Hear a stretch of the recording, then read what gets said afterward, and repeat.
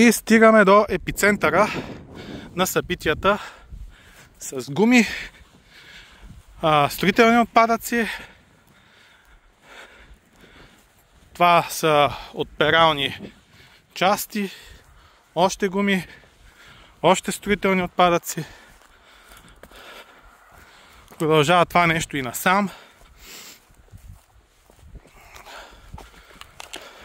Стигаме до хладилниците, може би има някакво сепариране. В началото са строителните отпадъци и бялата техника.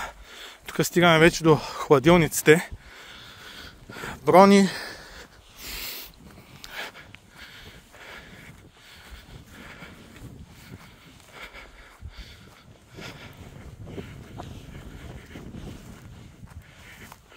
Сега ще видим това нещо дали продължава и насам.